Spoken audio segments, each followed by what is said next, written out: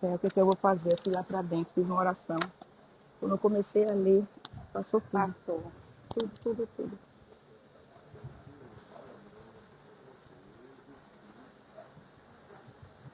Vamos lá.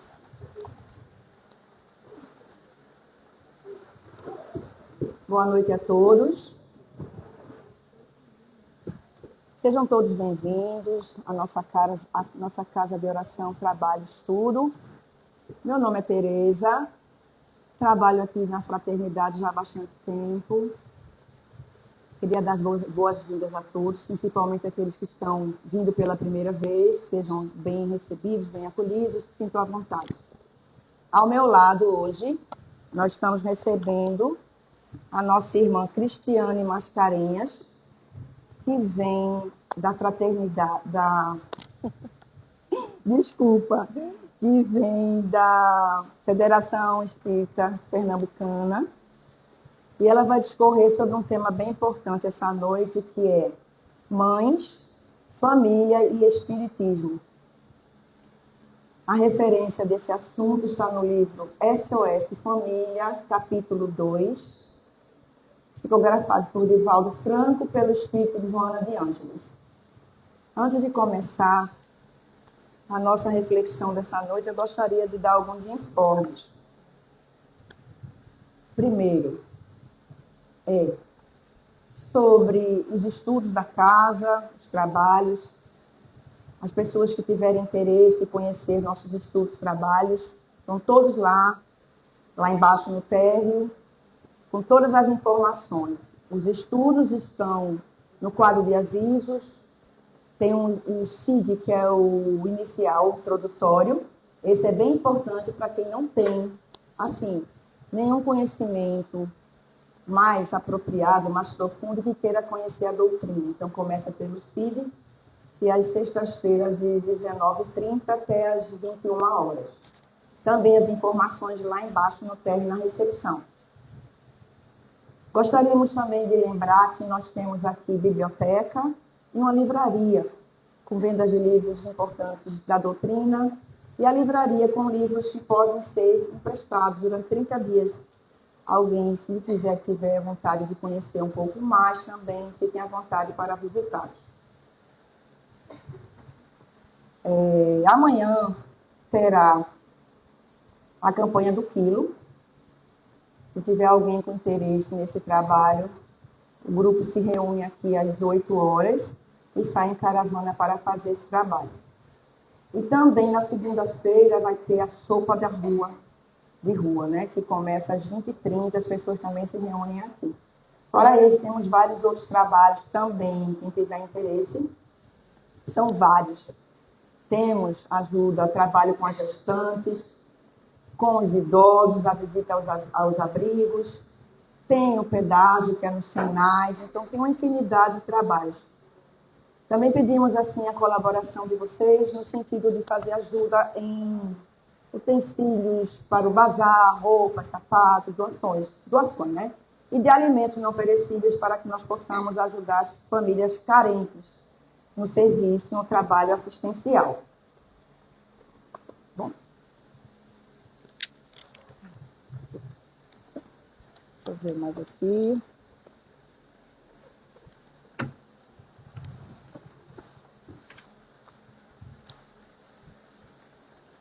Temos também para avisar que no domingo, amanhã não, no outro domingo, dia 18, vai haver aqui uma oficina para quem tem interesse em se habilitar no Instagram, na Casa Espírita. Então, o público-alvo será os trabalhadores e frequentadores de casas espíritas. Quem tiver interesse em nos ajudar na nossa mídia social, no departamento da mídia social, que podem vir tranquilamente das 9 ao meio-dia, no dia 18. Bom, agora nós vamos ler aqui uma mensagem para iniciar, que fala da dor e caridade. Se julgas infeliz, busca o contato com as dores alheias. Não tenhas dúvida de que esse esforço não será em vão. Agindo assim, tornar-te-ás uma pessoa mais paciente e compreensiva. Dominarás os teus impulsos menos dignos, fazendo com que as fibras mais sensíveis da tua alma sejam despertadas do sono do egoísmo. Se o momento é de sofrimento, busca o consolo servindo. Assim Jesus fazia.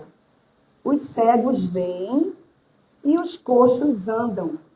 Os leprosos são limpos e os surdos ouvem. Os mortos são ressuscitados e aos pobres é anunciado o Evangelho. Bom, essa mensagem está no livro Centelha de Cristo, de Rafael Lavarini. É um livrinho pequenininho, mas cheio de mensagens apropriadas para antes das nossas reflexões.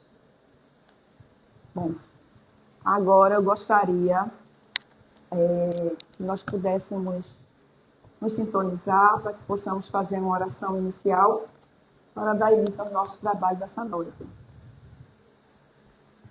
Senhor Jesus, Divino Mestre e Guia, mais uma vez estamos aqui nesse momento em agradecimento por mais uma noite de estudo, de reflexão.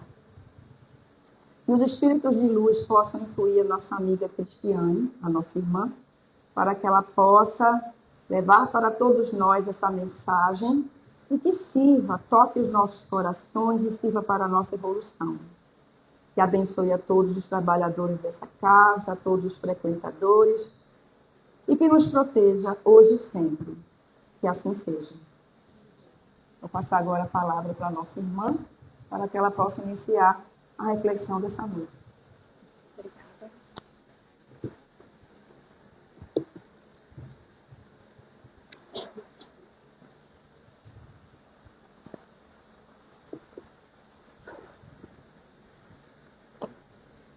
Boa noite.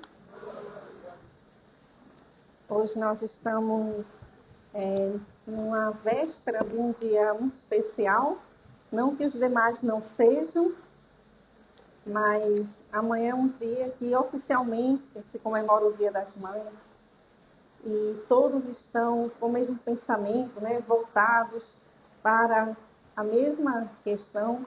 E isso faz com que o ambiente, a atmosfera, a psicosfera, de uma forma geral, mude, né, fique mais amorosa. Enfim, a energia da mãe, a energia materna, é uma energia que é ligada ao amor, à renúncia, à dedicação. E já houve um tempo que nós, lá atrás, né, realmente nos primórdios, tivemos um matriarcado. E nessa época havia uma paz. Não havia guerras. Por quê? Porque a mulher, que sempre teve, né, aquela preocupação em alimentar, em nutrir, dividia os alimentos irmanamente. Então, todos se alimentavam. Todos estavam saciados e não havia guerra. A guerra começou mais na frente, quando se iniciou a disputa pelo terreno, né? E aí começou realmente a guardar os mantimentos e as guerras começaram a ser deflagradas. Então, isso é muito atual, porque o que o mundo mais está precisando hoje, nós estamos vendo, né, nós sabemos aí, é de paz, de amor. E isso a mãe tem muito, né? Essa energia feminina que nós todos, mesmo sendo do sexo masculino, ou não sendo mães biológicas, podemos exercer. A mãe, a gente lembra, ela nutre o mundo com seu leite, ela alimenta todo mundo, homens e mulheres. E ela nutre não só do leite, mas ela nutre de amor também. Então, nessa noite, nós vamos pedir e rogar as bênçãos de Maria, da Mãe de Jesus, né, a quem ele nos entregou, representados ali por João, o evangelista, para que pudéssemos nos sentir sempre amados, aconchegados, acolhidos, protegidos pelo colo de Maria. Então, que ela seja conosco, nos ampare, e nosso Mestre Jesus também. O tema de hoje, nós vamos usar como base o livro de Joana de Ângeles, SOS Família, o capítulo 2, Vida em Família, que vai falar muito da convivência. E tem uma historinha no livro Cartas e Crônicas, de Humberto de Campos, pela psicografia de Chico Xavier. Eu quero dar uma boa noite também a quem está pelas redes sociais, né? Sintam-se acolhidos também, nesse momento que estamos fazendo as reflexões. E é bem interessante que ele vai contar a história de Anacleto Silva. Anacleto é uma pessoa como nós todos, né? Qualquer um de nós, que acorda pela manhã, acorda bem disposto, ele tem a oportunidade de escutar os cantos dos pássaros, de escutar crianças, ou seja, um som, né, que nos traz uma harmonia. Quem tem a sorte, né, na minha janela, eu tenho uma sorte, realmente, eu moro em casa, de escutar às 5 da manhã os passarinhos estão numa conversa danada. E é bem gostoso isso, é bem relaxante, né? Então, ele acorda disposto. Ia trabalhar um pouquinho mais tarde, resolveu abrir o Evangelho. Quando ele abriu o Evangelho, ele caiu em João, no capítulo 14, que diz assim: a paz vos deixo, a minha paz vos dou. Não vou lá dou à maneira do mundo. Não se turbe vosso coração, nem se atemorize. Está no capítulo 14, versículos 27, do nosso querido João Evangelista. E aí o Anacleto, ele vai começar a fazer reflexões belíssimas sobre esse versículo do Evangelho. Olha só o que ele pensa. Ele diz: alegro-me na certeza de que a paz do Senhor envolve todo o mundo. Isso é verdade, né? Jesus está presente em todo o campo. Deus está, vai dizer, eu acho que é Gustavo Jung, que ele vai dizer isso de uma maneira muito bonita, ele vai dizer que mesmo onde Deus não é invocado, ali ele também está. Então, mesmo no lugar onde ele é repudiado, né, onde existe uma revolta contra ele, mesmo assim ali ele está. Mesmo assim, com aquele que não crê, ele também está, né? Aí ele vai continuar dizendo assim: sei que a presença de Jesus abrange toda a terra. E aí ele diz que quer desfrutar dessa paz com os irmãos. Olha o que ele vai dizer na sequência: que o eterno benfeitor, por isso ainda mesmo que os homens me ofendam, neles procurarei enxergar meus irmãos. O divino poder está transformando tudo para uma harmonia geral. Então, aqui ele está se comprometendo aqui. Mesmo que eu seja atacado, que eu seja ofendido, que eu seja perseguido, mas eu vou perdoar, né? Eu vou tentar, no mínimo, relevar. E ele vai dizer: regozijo-me, né, na convicção de que o príncipe da paz, Jesus, orienta as nações. As nações. E nós sabemos que todo país tem seu guia espiritual, assim como nós temos o nosso querido Ismael, nosso anjo Ismael, que é o guia espiritual do Brasil. Ok, tudo certinho, né? Aí ele vai dizer: recolherei do céu a bênção da calma e permanecerei nos alicerces do entendimento e da retidão junto à humanidade. Olha só. O compromisso que ele está declarando logo de manhã cedo, né? E ele termina dizendo: louvo ao Senhor pela paz que me envia hoje, esperando que ele me sustente em paz durante todo o dia, durante todos os próximos dias que vêm. Então, o que é que acontece? Ele acorda feliz. Ele acorda cheio de boas intenções, cheio de vontade de contribuir para a implantação da paz, do reino de Deus na terra. Mas aí acontece o seguinte: ele vai tomar banho, quando vai se trocar, vê que a calça está rasgada. E aí ele chama a esposa dele com uma certa irritação. Olha, essa calça, não sabes que essa calça é cara, né, que me custa, que estou atrasado. E ela: que pena, mas eu não tive tempo de ver essas coisas. Eu estou cuidando da nossa filhinha que está com pneumonia. a filhinha nos braços e mais 3 filhas que eles tinham. Aí ele se senta, aí ela ainda prontamente vai no guarda-roupa, pega uma outra calça do mesmo estilo e entrega nas mãos dele. Sempre aquele que está muito ocupado é o que pode ajudar. Vocês já notaram isso, né? Se a gente pede alguém para alguém que não faz nada, a pessoa continua sem fazer nada. Não posso, não tenho tempo. Mas pede para alguém que está ocupado. A pessoa sempre dá um jeitinho, né? Aí depois ele senta para tomar café. Quando senta para tomar café, cadê o leite? Não tinha o leite. Aí mais uma vez reclama com a esposa.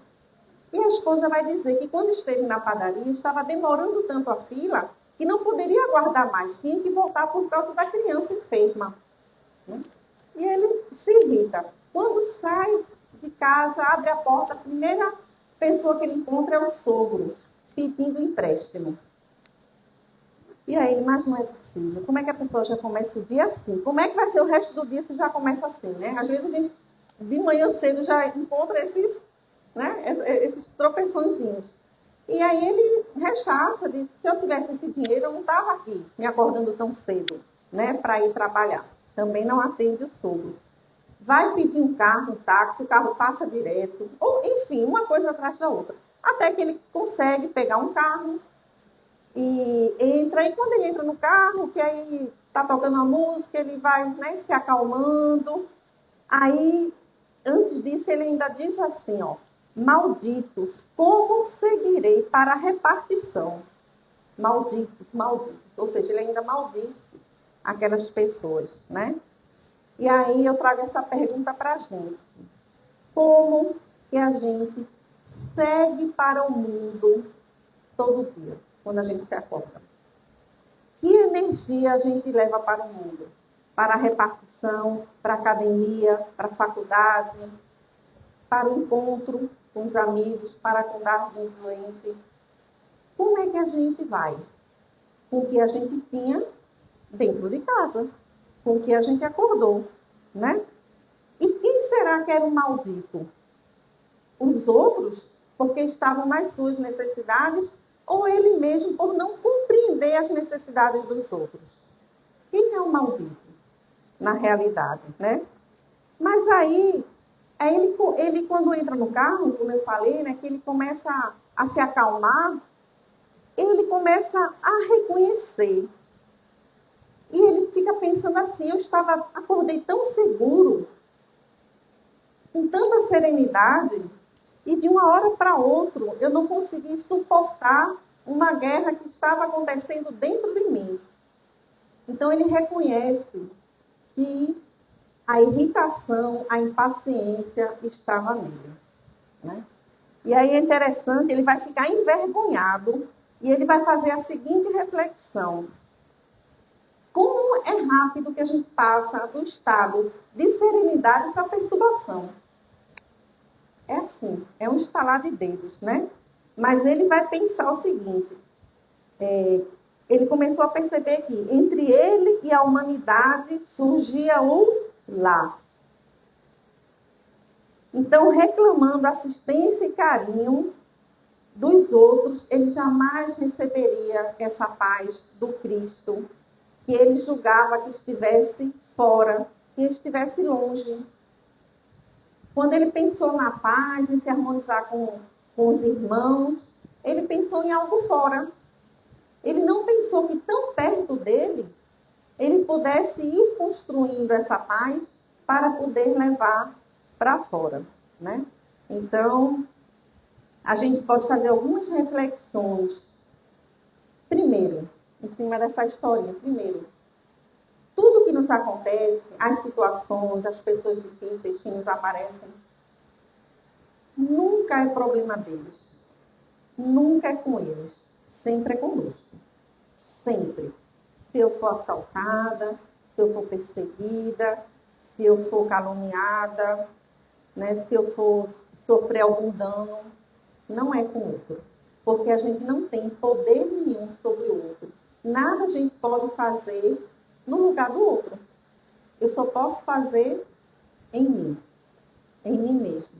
Se eu me organizo internamente, lá fora pode estar uma bagunça, mas eu vou conseguir lidar, né, com o que está acontecendo lá fora. Então, a gente tem que prestar atenção, né? O que é que chama atenção aqui? Primeiro, também, a distância que pode existir entre a intenção e a realização. Às vezes, a gente até está bem intencionado. A gente quer como ele quis, né? E ele se armou de todos os recursos que ele podia. Ele prestou atenção na natureza, escutou os pássaros, leu o evangelho, mas na hora de praticar, que é o problema, aí é que vem o testemunho realmente, ele não deu conta, né? Desculpa, então a gente prestar atenção nisso. Outra coisa, o que nos tira a calma? A gente pode pensar que para explodir precisa muita coisa, mas coisas pequenas. Uma calça que estava rasgada, que poderia só trocar por outra, a pessoa mesmo fazer isso, né?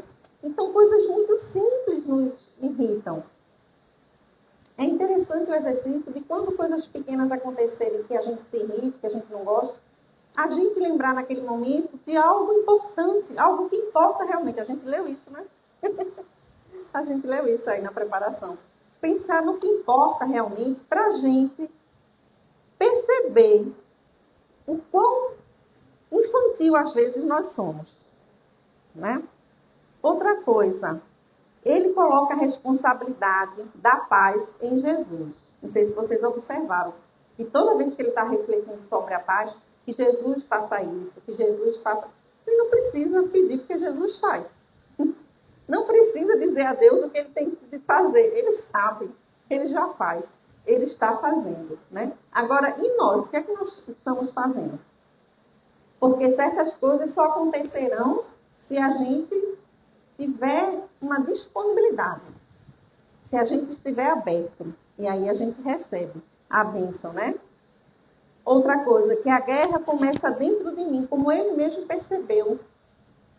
E foi com tanta intenção na paz, mas que ele começou a fazer a guerra dentro da casa, no lar. Como é fácil e rápido desequilibrar, né? Isso aqui a gente já falou. Então, olha, ele teve a boa intenção, ele se envergonhou, ele reconheceu, né? Ele reflete, isso é uma coisa que Joana de Anjos, quem nós vamos entrar para refletir sobre o livro dela, fala muito. Nós passamos desse estágio de o instinto nos conduzir. Por que o animal ele não tem expiação? Porque, né, o Papa Francisco até disse, os animais não têm pecado. Ele estava certíssimo, não tem realmente, eles não têm expiação. Por quê? Porque quem comanda eles é Deus. É um instinto. Então, eles não estão pensando na questão ética, decidindo o que deve fazer, o que não deve. Mas nós, como humanos, com princípio inteligente, nós temos a obrigação de refletir antes de fazer. Refletir um minutinho. Se a gente parar um minutinho antes de falar algo ou de fazer algo, a gente vai poder minimizar, digamos assim, o impacto no outro do que nós gostaríamos de fazer. Vai diminuir, pelo menos, né? E conclusão. Entre ele, o ser humano e a humanidade, quem está? A família, ele disse. O lar. O que isso quer dizer? Que é o padrão da família, da casa, que a gente vai levar para o mundo. É a lei de sociedade, né? Vai nos requerer isso. E nós, dentro da casa, nós exercitemos, é um treinamento para sair lá para fora e fazer um mundo maior. Porque é da casa, para a escola, para a comunidade, para a cidade, para o estado, para o país e para a grande família que nós somos, uma família universal, né? Então, nesse livro Vida em Família, a primeira coisa que Joana de Ângeles vai dizer nesse capítulo, aliás, o livro é SOS Família. Vida em Família, que é o segundo capítulo, a primeira coisa que Joana vai falar é o seguinte: os filhos não são cópias xerox dos pais. Ela está falando aqui que a gente tem os gametas, a questão biológica, que vai reproduzir no filho aquelas tendências, né? aquela herança da família, uma herança biológica. Mas a carne vem da carne, por isso. Mas o espírito provém do próprio espírito. Não é da carne. O espírito é que já imprime, através do perispírito, nos órgãos, aquelas características que eu vou precisar para aquela encarnação. Como a família, de uma forma geral, é juntada assim, aqueles espíritos por afinidade, então a gente vê uma família que todo mundo tem problema de pressão arterial, né? Uma família, às vezes, que todo mundo tem problema cardíaco, porque tem uma parentela espiritual. A gênese é o espírito. Mas o que é que ela está querendo dizer? Ela está querendo dizer que essas heranças, diferentemente do caráter, do sentimento e da inteligência, procedem do espírito e não do corpo. Então, a gente vai, sim, conviver com espíritos que, mesmo que sejam um gêmeo, que pareçam muito conosco fisicamente, pode ser totalmente diferente no comportamento. E ok, a ideia é essa mesmo, né? A gente pode lembrar um exemplo de Kardec e Amélie Boudet, por exemplo. Eles vinham de famílias que vinham da área jurídica. Tanto Kardec quanto Gabriele. Amélie e Gabriele Boudet. Quando chegou neles, eles decidiram pela magistratura. Decidiram ser professores, porque tinham uma missão. Então, olha só a quebra, né, que teve na família. Por quê? Por conta de compromissos espirituais, né? Kardec e Amélie, nessa profissão de professores de alto nível intelectual, discípulos de Pestalozzi, foram e são ainda nossos professores da alma, nos trazendo a doutrina espírita para nos ensinar a amar, né? Acima de tudo, são esses professores. Então, Joana vai dizer o seguinte: atados por compromissos anteriores, retornam ao lar. Tanto vai retornar ao lar aqueles que se amam, mas também aqueles que precisam se ajustar uns com os outros. Emmanuel vai muito bem dizer que nós somos devedores uns dos outros. Todos que nos relacionamos, né? Então, a gente sabe que vai ter o quê dentro da família? Conflito. Por isso que Jesus disse: não vim trazer a paz, eu vim trazer a espada. Muitas pessoas não compreendem essa fala dele. Pensa que ele vem trazer uma rebelião, como os judeus daquela época pensavam. Mas não. A espada é o que divide. Porque onde, na casa que entra Jesus, como tem pessoas diferentes, vai haver dissensões. Porque a paz que Jesus fala, que ele nos dá, não é a paz do mundo. A paz dos bens materiais, a paz de uma rede, de um trabalho com um salário muito bom, de ter muitos bens materiais, é outra paz. A paz que não precisa da paz do mundo, não precisa dessas coisas materiais. E se tiver, vai usar bem, né? Vai usar para o bem de todos, que essa é a questão. Então, Joana vai dizer assim: colaboradores empedernidos surgem na forma fisiológica. É muito interessante quando a gente começa a prestar atenção nas palavras que ela usa. Ela chama daqueles que estão vindo conosco com uma hostilidade, né, como se fôssemos inimigos mesmo. E alguns somos inimigos de outras encarnações. Ela vai chamar de colaboradores. Por quê? Se a pessoa é contra mim, se eu tenho um problema, se a pessoa não me aceita, por exemplo. E isso pode ser de mãe para filho, de pai para mãe, de todos os lados. Porque aquela pessoa que está ali, causando um desconforto, ela está me ensinando, ela está colaborando com a minha evolução. Porque ela está me obrigando, por conta dos laços de sangue. Olha aí porque que existe família. O laço de sangue obriga a gente a ficar junto. Posso ir para a China, mas continuo sendo pai, mãe, irmão da mesma pessoa. Não tem jeito, né? É uma coisa que a gente precisa pensar sobre isso. Por que que eu nasci naquela família? Por que que eu estou preso? Porque a gente tem obrigações legais, inclusive, né? Na família. Então, por que que eu estou preso nessa? O que é que essa pessoa que desarmoniza a família está querendo me ensinar? O que é que essa situação está querendo? Qual é o recado que está vindo para mim dos céus através dessa pessoa? Ela está me treinando em quê? Ou me testando em quê? Né? Então, por isso que essa pessoa, como diz Emmanuel, mais uma vez, a gente não vive sem Emmanuel, né? Nossos algozes são os nossos mestres. São eles que vão nos ensinar alguma coisa. Ok? E nessa animosidade, a solução é e sempre vai ser o amor. Aquele espírito que nos odeia, que nos persegue, mesmo dentro da família, que nos prejudica, o que ele precisa é de amor. O remédio é o amor. É a paciência, é a compreensão, é a orientação. Okay? Então, ela vai dizer que a família é um laboratório de experiências reparadoras. Vai equilibrando, né? Vai se ajustando, vai harmonizando.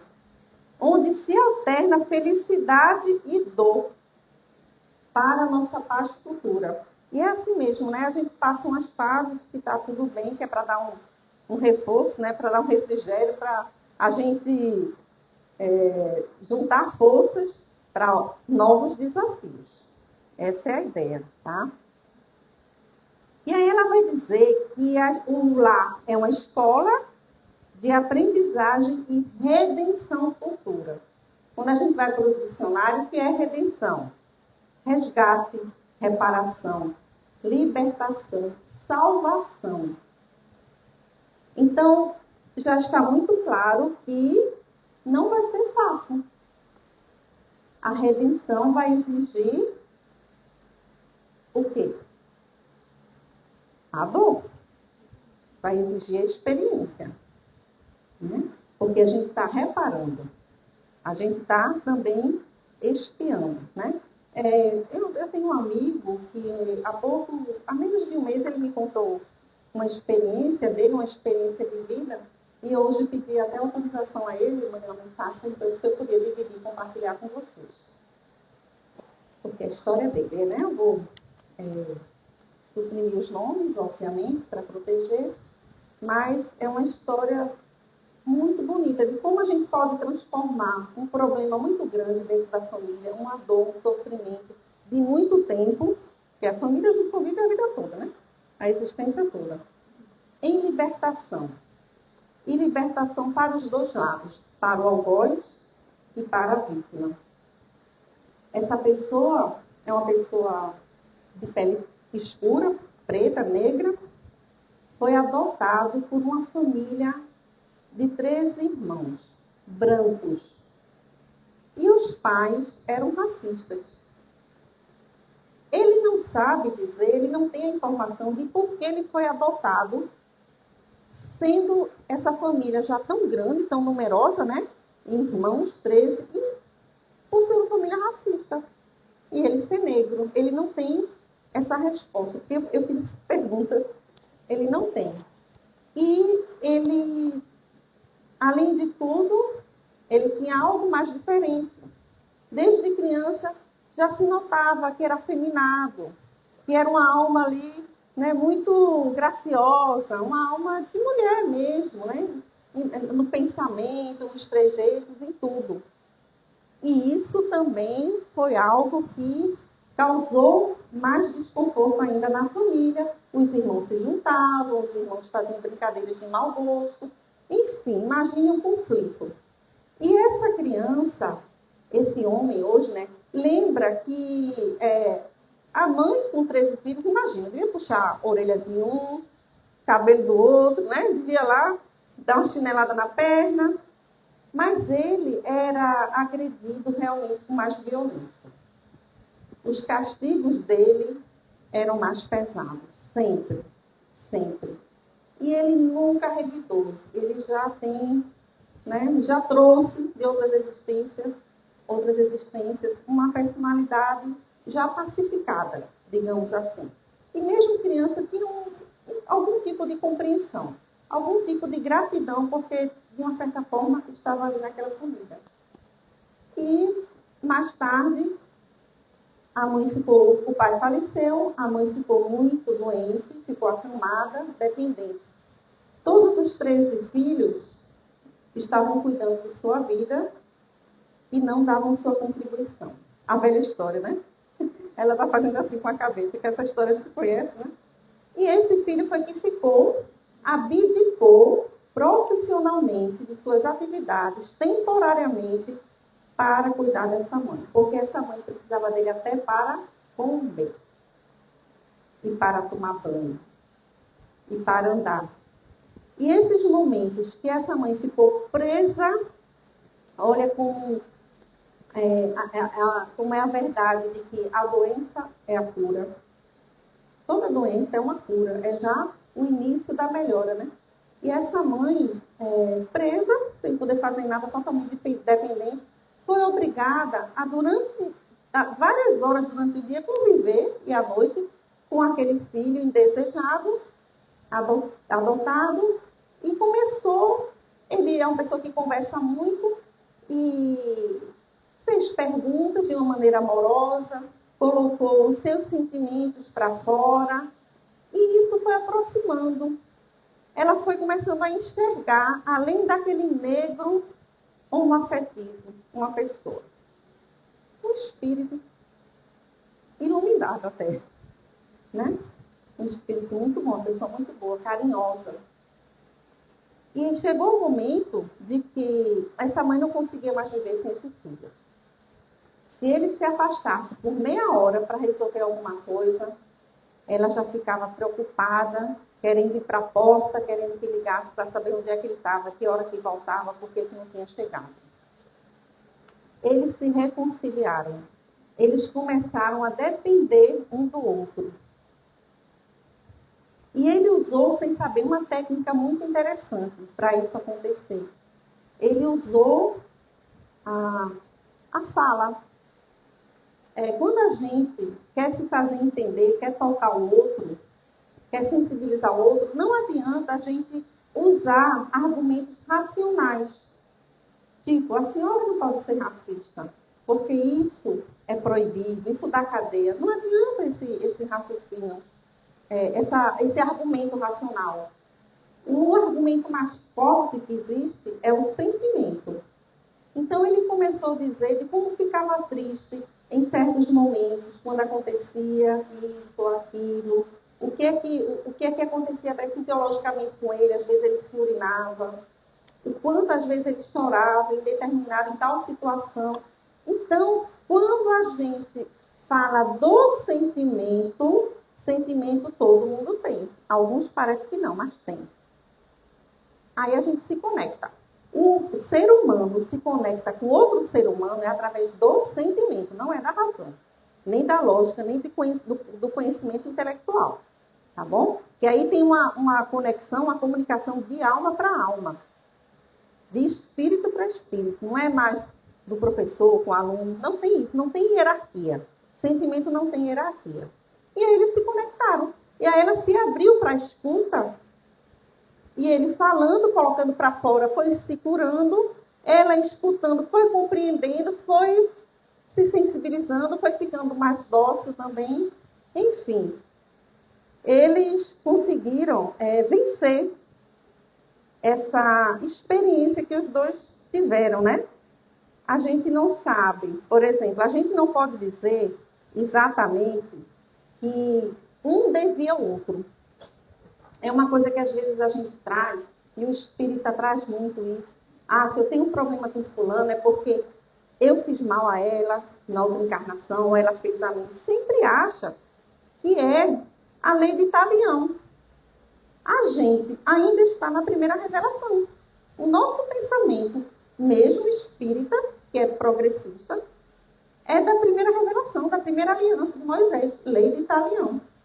Então, se eu estou passando por uma experiência que é difícil, eu acho que é porque eu fiz alguma coisa de mal, estou pagando.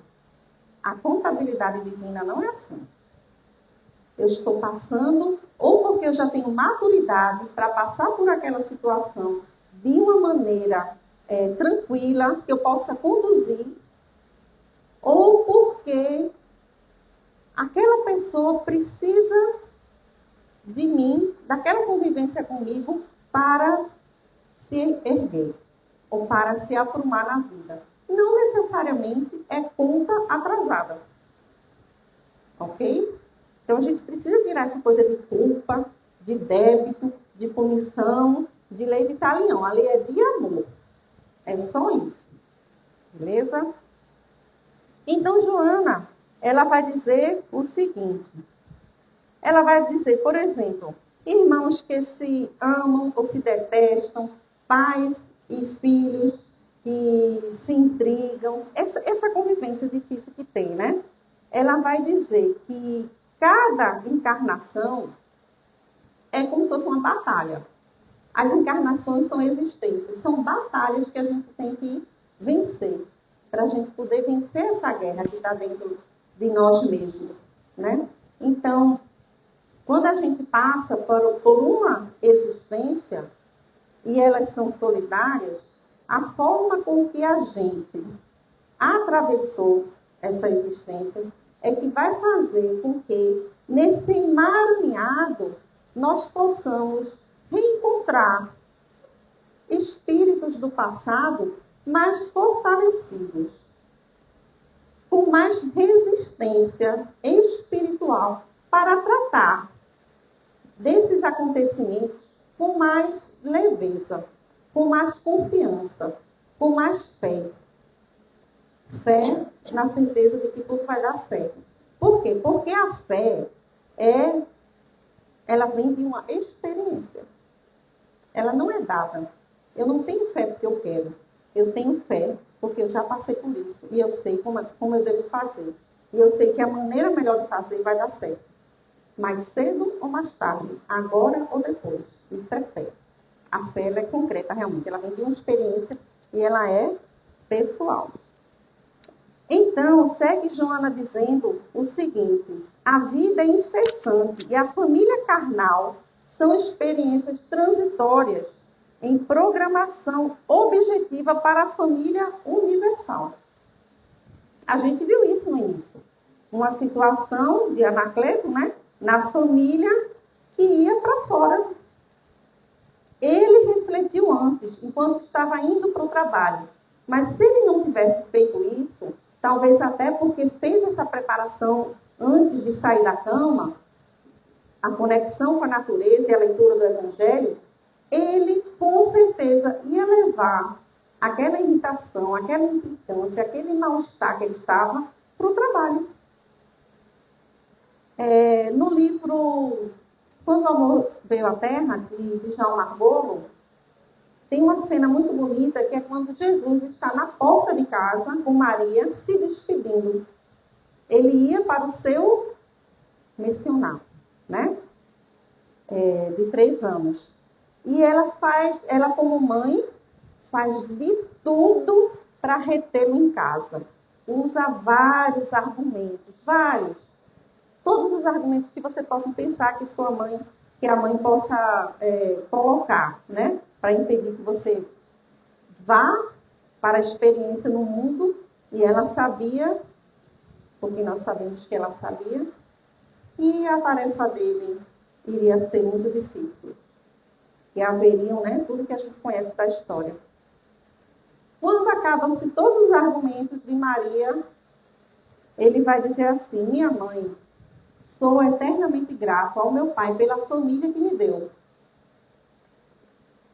E olha que Jesus não era bem compreendido pela família, mas ele agradece, em tudo a gente agradece, né? Eu agradeço essa família que meu pai me deu, mas eu tenho que levar a mensagem do meu pai a toda a humanidade. Então, no fundo, nós somos uma família espiritual. Nós humanos. O que está acontecendo no outro continente é problema nosso, sim. A gente não aprendeu, né? Infelizmente, com a pandemia. Mas os nossos pensamentos, os nossos sentimentos se unem, alteram a psicosfera e aí vai acontecer no mundo o que a gente emanou, né? Então, sim, nós somos, e o objetivo é uma família humana universal. Filhos do mesmo Pai, irmãos do Cristo Jesus. Né? E aí ela diz, abençoa desse modo, com paciência e o perdão, o filho ingrato. E ela vai dizer também, compreende com ternura o genitor, os pais, atormentado. Desculpa o esposo irresponsável ou a companheira leviana. Não o retenhas com amarras de ódio ou do ressentimento. A gente retém uma pessoa, não é só fisicamente. Quando, por exemplo, no fim do casamento, a gente usa de artimanhas para que ele não aconteça. A gente retém emocionalmente também, através de uma dependência. Nessa parte do texto, dá uma impressão que ela está dizendo assim. Uma impressão que ela está dizendo, aguenta tudo, suporta tudo, suporta qualquer coisa. E aí a gente vai ter que dar o desconto do limite do qualquer coisa. Porque quando a gente suporta coisas que são contra as leis dos homens e as leis de Deus, nós estamos faltando com a caridade para conosco. Nós estamos com problema de autoestima, falta de auto-amor. Então, até onde vai o suportar? O suportar é até onde vai a segurança emocional, física, espiritual das pessoas. Quando eu não tenho mais o que fazer, aí é quando ela fala de não abandonar. Eu posso me afastar e devo, porque isso é responsabilidade e auto-amor, mas como é que eu posso não abandonar aquela criatura que não é possível a convivência? Como é que eu posso não abandonar? Alguém quer arriscar? Como é o teu nome? Vanessa. Vanessa acertou. A prece. Na Bíblia de João Ferreira, ele operacionaliza o perdão. É muito bonito. Como ele coloca aquelas notinhas de rodapé. Ele explicando a questão do perdão. Como ele operacionaliza. Às vezes, o perdão não é possível com a pessoa para a convivência e tal. Ela não aceita. Às vezes, a gente quer que haja a reconciliação por palavras. Não posso conviver, mas não dá para, né, continuar no casamento, não dá para continuar na casa desse meu filho ou desse meu pai. Mas dá para se falar, para conversar. Mas, às vezes, nem isso é possível. Nem isso. O outro não aceita. Ou a gente não aceita, não suporta. Mas, vai dizer João Ferreira, o pensamento não tem barreiras. Como o outro vai poder negar uma prece? Não tem como. Não tem como eu dizer, opa, estão rezando por mim agora, estão orando, mas eu rejeito essa prece. Não tem como. Ele vai receber. Então, quando nada é possível, desse ponto de vista da convivência, da relação, é possível orarmos por essa pessoa. Vamos lembrar que a mãe de Santo Agostinho orou por ele 40 anos, eu acho, se não me engano. Foi tanto tempo, eu nem lembro mais exatamente. Passou a vida toda orando por ele, né? Então, porque nenhuma prece fica sem resposta. Agora a gente precisa, né? Perseverar. Exatamente. Aí ela vai dizer o seguinte: irá além sim, no entanto, prossegue tu, fiel no posto que te cabe. Qual é o posto que cabe? É exatamente esse. O que é que vai me caber? O que é que vai me restar quando é impossível a convivência familiar? A oração. De longe eu faço essa oração, né? E aí tem uma parte muito bonita, que eu vou até ler para vocês, que diz assim: o teu corpo lhe ofereceu os elementos com que se apresenta. Porém, ele, o ser espiritual, quem modelou a roupagem na qual comparece para o compromisso libertador ante o filhinho deficiente, não te inculpes. Isso foi aquela questão que a gente falou, que às vezes a pessoa acha que qualquer problema que tenha na família é porque está apagando algo que fez na reencarnação anterior. E aí ela fala especificamente aqui daquelas mães, daqueles pais que têm filhos com algum tipo de deficiência. E aí a gente vai lembrar que é o Espírito que coordena, que imprime no corpo as suas necessidades para a próxima reencarnação. Ok? Então, não ficar com esse sentimento de que eu errei em algo, eu tenho alguma falha, meu corpo não foi bom o suficiente para gerar um filho que fosse um filho perfeito. Perfeito de que ponto de vista? Do ponto de vista físico, pode não ser perfeito ao nosso gosto, aos nossos olhos, ao padrão. Mas o que é perfeito para Deus, se não a moral, o sentimento, a ética, a caridade?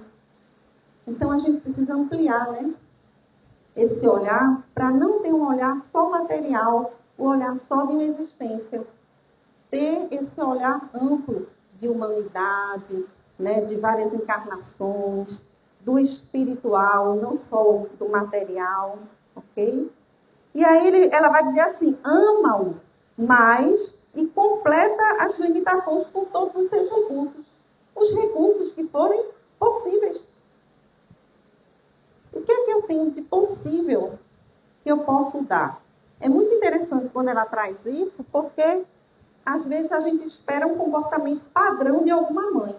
Sim, mas dentro da alimentação dela, que também é um espírito, que também está na sua jornada, também está em evolução, o seu limite pode ser menor do que se espera oficialmente, ou da sociedade. Né? Quando Jesus dizia assim, ele falava às vezes, meu pai, vosso pai ou nosso pai. Ele está falando justamente isso, do que é para a gente. Quando ele diz, sedes perfeito, como perfeito é o vosso Pai, como pode ser Jesus querer que eu seja perfeito igual a Deus? Senão ele não seria Deus. Porque só ele é perfeito. Né? Não faz sentido.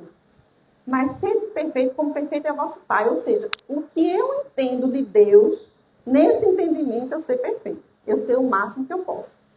Quando ele diz meu Pai, que em alguns momentos ele diz, é o que ele entende de Deus. Aí a régua sobe. Né? Que o que Jesus entende de Deus, ele e o Pai são um só, ele vai dizer eu sei. Ou seja, estão em comunhão, têm o mesmo pensamento. E quando ele diz nosso Pai de todos, é nosso entendimento geral, onde é que coincide. Né? E aí, onde é que coincide? É que é a mesma paternidade, somos todos irmãos. Ok? Eu queria trazer aqui um trechinho do livro Lucas, Médico de Homens e de Almas, que fala do evangelista Lucas, que é um evangelista que trouxe muita família de Jesus, porque, né, por isso ele diz que é o evangelho mariano, né, conversou muito com Maria e tal, com Marias, inclusive. E a Taylor tem um momento muito interessante no livro, já no finalzinho, quando Lucas se encontra com Maria, e Maria está contando que ele quer saber da infância de Jesus, como era Jesus e tal, e ela se emociona. E ela contando aquelas coisas, ele, que era muito sensível, os dois eram muito sensíveis e sensíveis à dor do outro, Lucas e Maria de Nazaré, ele começa a chorar, pensando na dor que ela passou. Né? Porque ela conta do nascimento até a ressurreição. E aí ela vai consolar Lucano. Ela diz, meu filho, não chores. Que mulher pode ter tido a maior alegria do que eu, de trazer no meu ventre o Filho de Deus. Né? Então, esse ponto de vista, né? Essa consciência essa maturidade de Maria é que nos, obrigada, é que nos inspira para a vida em família. E aí eu queria trazer Jesus, o filho dela, porque ela sempre nas aparições, ela diz assim, quando pedem algo a ela, a Maria de Nazaré, ela diz assim, siga o meu filho ao evangelho do meu filho, sempre. Ela dá essa orientação para seguir o seu filho, né? Então, como Jesus conviveu em família? Olha só, o pai adotivo, ele amou. Ele separava o pai do céu e o pai da terra, né? Ele tratava, a gente entendia quando ele estava falando de um e do outro. E honra o pai quando pede para ser funcionário na carpintaria. E para os judeus isso era muito importante. Era honrar o nome da família. Entregou sua mãe ao discípulo amado para ela não ficar abandonada. Abençoou o amigo traidor. Quando Judas vem entregar Jesus, vem beijar, Jesus diz, amigo, a que vens? Amigo, não tirou o título dele de amigo. Perdoou os inimigos quando estava na cruz. Pai, perdoa, eles não sabem o que fazem, né? E aí, quando a gente pensa assim, quem é minha mãe, quem é meu irmão, senão aquele que faz a vontade do Pai? A gente vê essa família universal que Jesus quer que sejamos, né? Então, a gente finaliza aqui, né? Já está com a plaquinha aqui do lado, com essa lembrança dessa família nazarena, né? Desse amor irrestrito, não ficou só ali, mas expandiu para toda a humanidade, né? E essa figura de Maria de Nazaré, por onde tudo começou, por onde começa a nossa jornada na Terra, aqui no ventre de uma mulher. E ela disse uma das frases, que na minha concepção, para mim, pelo menos, é uma das mais difíceis de dizer, das frases do Evangelho, quando ela diz assim, eis aqui tua serva, faça-se em mim sua vontade. É uma entrega total, uma renúncia total. Estou aqui, né, para cumprir a vontade do Pai em mim. E essa missão grandiosa, ela justamente é da maternidade, né, daquele espírito amigo, que já eram amigos, né, de outras jornadas, que ela iria acompanhar, colaborar, estar junto, amparar, ser esse suporte. E, afinal de contas, a mãe, aqui a gente falando mais especificamente da mãe, por causa do Dia das Mães, mas o pai também, não são super-heróis, são espíritos na sua jornada também. Então, também cabe a compreensão do filho em relação ao pai, quando os pais têm suas dificuldades, suas limitações, suas necessidades, porque estamos só em momentos diferentes de uma mesma jornada, como no final das contas, irmãos, que todos nós somos filhos de Deus. Então, que possamos ter uma noite, né, de bênçãos, tranquila, em paz, que possamos acordar como nosso querido Anacleto, prestando atenção na natureza, abrindo um evangelho, mas aí aprender um pouquinho com ele e na convivência durante o dia com os familiares, sermos mais amorosos, mais caridosos com aqueles que estão compartilhando o lar. Feliz Dia das Mães para todos vocês, para todas as configurações de mães, né? Todas as configurações de família, sempre há aquele que é o espírito, que é o papel da mãe, do pai, do filho, né?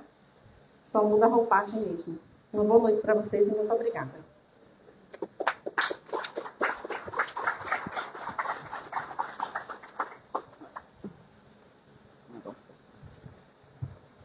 Bom, queremos aqui, em nome da fraternidade, todos que fazem a Casa de Tamandaré, agradecermos a Cristiane pela presença maravilhosa que ela trouxe para nós o assunto muito importante, que é a família, as dificuldades, que todos nós passamos enquanto filhos, enquanto pais. Então, é importante tudo que ela trouxe e que nós possamos refletir sobre tudo que ela falou, né, e vivermos realmente o que é a família universal. Leva um abraço nosso a todos que fazem. Ela também é do Centro Espírita Alta de Souza, além da Federação Espírita Pernambucana. Ela também pertence à Alta de Souza. Então, que leve o nosso abraço fraterno a todos que fazem essas duas casas. Bom, antes de finalizar, eu gostaria de informar que dias de quarta-feira e sábados as nossas reuniões públicas estão sendo gravadas e são, passas lá no Instagram, quem quiser, também no Facebook. Então, se vocês tiverem interesse, perderem alguma palestra, quiserem assistir, está lá na rede social, para que todos tenham acesso. Também informar que vamos ter o passe de cabine, que todos que já tomaram passe lá embaixo, lá o tratamento da fluidoterapia, não precisa tomar aqui em cima. O tratamento já foi efetuado. E quem não for tomar passe, que desça em silêncio, com tranquilidade, sem fazer barulho, porque o trabalho ainda continua aqui em cima. Vamos agora, nessa sintonia, levar o nosso pensamento a Deus e fazermos a nossa oração final dessa noite.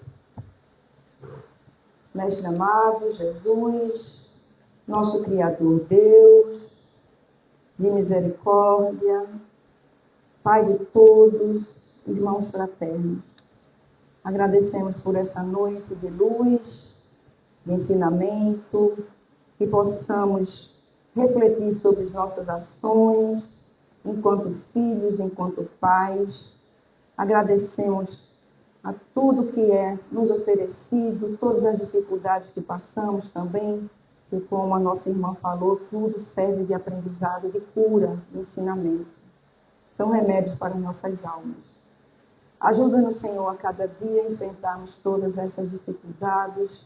Abençoa todas as mães que estão aqui presentes, que elas possam, e também as ausentes, as encarnadas e desencarnadas, aquelas que já se foram, com tanta gente aqui, que já não tem a mãe presente no físico, mas que continua do outro lado, a nos olhar, a nos abençoar, que elas possam, as encarnadas principalmente, seguir com a sua missão, com abnegação, com força, com coragem.